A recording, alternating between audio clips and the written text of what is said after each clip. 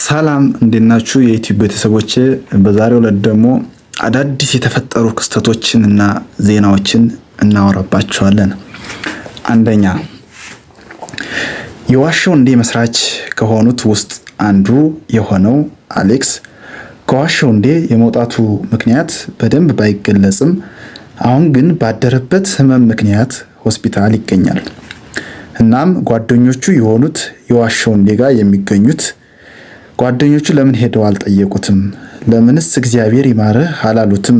የሚሉ ነገሮች በስፋት በሶሻል ሚዲያ ላይ እየተመላለሱ ይገኛሉ።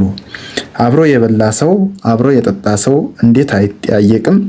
ፍልፍሉ ሲታመም ያደረጉለትን ድጋፍ፣ ያደረጉለትን ፍቅር፣ ያደረጉለትን አቀባበል አሌክስ ጋር ለማድረግ ምን ከበዳቸው? ምንስ ያዛቸው? የሚሉ ነገሮች በሶሻል ሚዲያ ላይ ይመላለሳሉ። የእናንተ ሐሳብ ምንድን ነው? ሁለተኛ እንግዲህ በዛሬው ዕለት ዳውሮ ዞን ማሪማንሳ ከተማ በገበያ መሃል ላይ የፕሮቴስታንት እምነት ተከታዮች ህዝቡን ሰብስበው በስብከት ላይ ያሉ የጸጥታ አካላቶች ያስለቃሽ ጭስ ይተኩሱባቸዋል። ህዝቡንም እነሱንም ይበትኗቸዋል። ሆኖም ምክንያቱ ደግሞ ቦታውን ፍቃድ ስላላገኙ በቦታው ላይ መሰብሰብ እንደማይችሉ እንደሆነ ተገልጿል። ቅሉ የሆነ ሳለ ጥሉን ግን የሃይማኖት ፈርጅ በመስጠት ኦርቶዶክስ ተዋህዶና ፕሮቴስታንት ገጠሙ እየተባለ በሶሻል ሚዲያ እየተሰራጨ ያለው ነገር ውሸትና ከእውነት የራቀ በመሆኑ ቤተክርስቲያንም የታጠቀችውም ሆነ ያስታጠቀችው ሰራዊት እንደሌለ መታወቅ እንዳለበትና ይህንም ደግሞ የፖለቲካ ትርፍ ለማግኘት የፖለቲካ አሻጥር ለማግኘት በሃይማኖት ዘረኝነት ውስጥ ተዘፍቀው ያሉ ሰዎች ጠቡን ወደ ለየለት የሃይማኖት ለማካረር የሚያደርጉት ነገር መቆጠብ እንዳለባቸው ተገልጿል። እናንተስ ምን ትላላችሁ? ሶስተኛ እንግዲህ ዘንድሮ ማንሰማው ጉድ የለም። ሀዘንተኛ ቤት ውስጥ ስትሄዱ ወይም ማንም ሀዘን በደረሰበት ሰው ላይ ኬክ ወይም የተለያዩ የሚፈልገውን ስጦታዎች ይዞ ሰርፕራይዝ ማድረግ ተጀመረ። ይህን ነገር እንደምን ታዩታላችሁ? ከባህልም ከእምነትም አኳያ ያስኬዳል ወይ? ከባህልስ ያፈነገጠ አይደለም ወይ የሚል ነገር አለና ይመላለሳልና ባህላችን ግን ወዴት እየሄደ ነው? ምንስ እየተከተልን ነው? እንዴት ነው ይህን ነገር የምናየው ነገር የሚል አለ። ይህም እንደተጀመረ ያሳያል።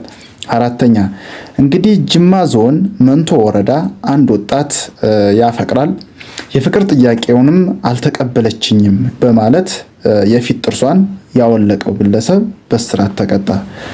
እንዴ ምን ሆነን ነው? ዛሬ እንዲህ አይነት ነገሮች በጣም በስፋት እየተመላለሱና እየተፈጠሩ ነው ያሉ። የፍቅር ጥያቄውንስ ቀስ ብሎ ጊዜ በጊዜ ማስኬድ አይችልም ነበር ወይ?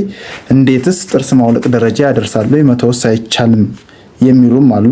ይሄም በሶሻል ሚዲያ እየተመላለሰ ያለ ነገር ነው። እናንተስ እንዴት ታዩታላችሁ?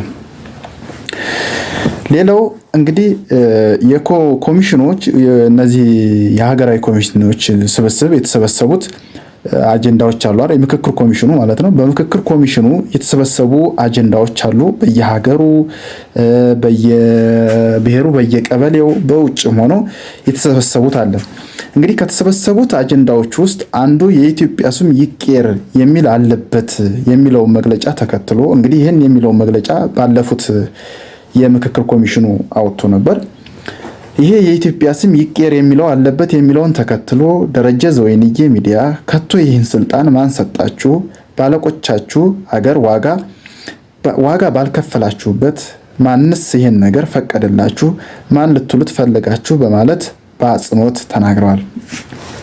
ምን አይነት ጭንቅላት ባዶ መሆን ነው? አጀንዳ ራሱ እንዴት ይቀረጻል? ይህ እኮ ታሪክ ማጥፋት ነው። የኢትዮጵያን ስም ለመቀየር የሚሮጡ የሞቱ ዝንቦች ናቸው። ዓላማቸውም ሰይጣናዊ ነው በማለት ገልጸዋል። አስከትለውም የሀገር ስም ለመቀየር ከመሮጥ ዘረኝነት ለምን አትቀይሩም? ድህነትን ለምን አትቀይሩም? መሀይምነትን ለመቀየር ለምን አትሮጡም? ክፋትን ለመቀየር ለምን አትሮጡም? ስደትን ለመቀየር ለምን አትሮጡም? እንደ ህዳር አህያ የተሰጣችሁን አጀንዳ ዝም ብላችሁ ትቀበላላችሁ? ይህ ሀሳብ ይህ ሐሳባችሁን ሰርዙ በማለት በአጽንኦት ተናግረዋል። እኛስ እንዴት እናየዋለን? አስከትለውም እሺ እዚህ ስሙን ልትቀይሩ አሰባችሁ፣ ከመጽሐፍ ቅዱስ ውስጥ ምን ልታረጉት ነው? ኢትዮጵያ እጆቿን ወደ እግዚአብሔር ትዘረጋለች ትላለች ይላል። ይሄንስ እንዴት ልታረጉት ነው? እንዲህ አይነት ሐሳብስ እንዴት መጣላችሁ? በማለት ደረጀ ዘወይንዬ በአጽንኦት አጠንክረው ተናግረዋል። የኛስ ሐሳብ ምንድነው?